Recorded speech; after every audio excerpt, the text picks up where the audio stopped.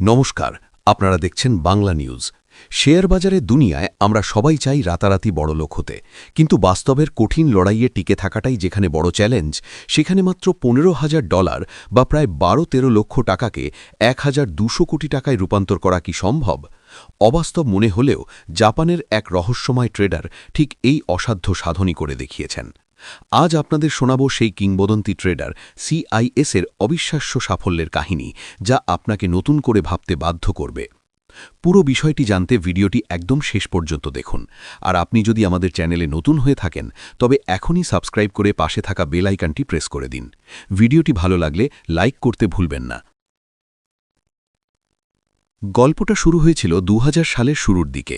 জাপানের এক সাধারণ যুবক, নাম তার CIS। সাধারণ রিটেল ট্রেডার হিসেবে মাত্র $13,000 থেকে $15,000 নিয়ে তিনি পা রেখেছিলেন স্টক মার্কেটে।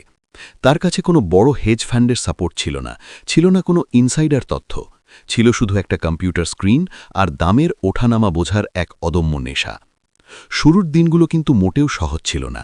প্রথম দিকে তিনি বেশ কয়েকবার বড় লসের সম্মুখীন হন, কিন্তু সেই লস থেকেই তিনি জীবনের সবথেকে বড় শিক্ষাটি পান। তিনি বুঝতে পারেন শেয়ার বাজারে টিকে থাকতে হলে আগে লস কন্ট্রোল করা শিখতে হবে। তিনি নিজের জন্য একটি কঠোর নিয়ম তৈরি করেন, যদি আমি রিস্ক ম্যানেজমেন্ট না করি তবে আমি শেষ হয়ে যাব। এর পরের ধাপে তিনি নিজেকে একজন ছাত্র হিসেবে গড়ে তোলেন। প্রতিদিন ঘণ্টার পর ঘণ্টা তিনি চার্ট দেখতেন। তিনি লক্ষ্য করতেন ভলিউম কখন বাড়ছে, কোনো খবরে বাজারের প্রতিক্রিয়া কেমন হচ্ছে এবং সাধারণ মানুষ কখন আতঙ্কিত হয়ে শেয়ার বিক্রি করছে বা লোভে পড়ে কিনছে। এখান থেকেই তিনি আবিষ্কার করেন এক পরম সত্য: শেয়ারের দাম ইন্ডিকেটর বা সূচকের কারণে বাড়ে বা কমে না, দাম বাড়ে মানুষের আচরণের কারণে।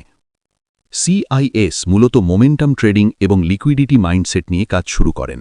যখন সাধারণ ট্রেডাররা কোনো ব্রেকআউট দেখে লোভে পড়ে শেয়ার কিনত এবং ফাঁদে পড়ত, তিনি ঠিক সেই সময় বাজারে প্রবেশ করতেন, যেটাকে আজকের দিনে আমরা স্মার্ট মানি কনসেপ্ট বা লিকুইডিটি সুইপ বলে থাকি। কিন্তু তার সাফল্যের আসল টার্নিং পয়েন্ট কী ছিল জানেন? সেটি হলো সিলেক্টিভ অ্যাগ্রেশন।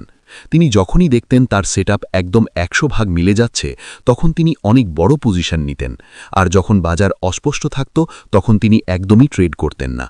সাধারণ ট্রেডাররা যেখানে বারবার ট্রেড করে টাকা হারায়, সেখানে তিনি হাজার হাজার ছোট ছোট সফল ট্রেডের মাধ্যমে নিজের পুঁজিকে চক্রবৃদ্ধি হারে বা কম্পাউন্ডিং পদ্ধতিতে বাড়াতে থাকেন।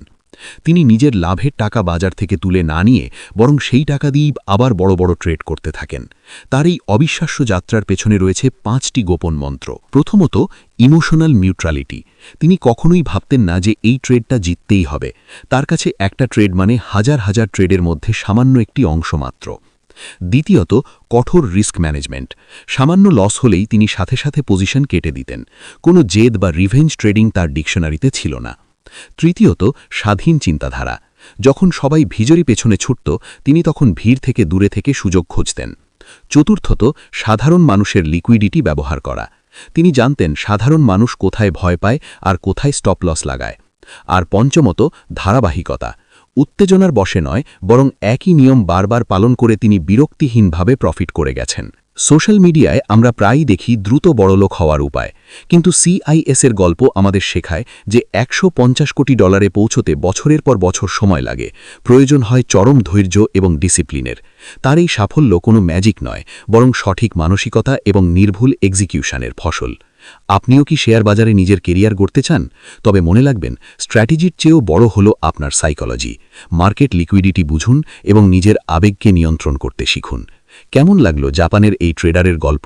কমেন্ট করে আমাদের জানান। ভিডিওটি ইনফরমেটিভ মনে হলে আপনার বন্ধুদের সাথে শেয়ার করুন।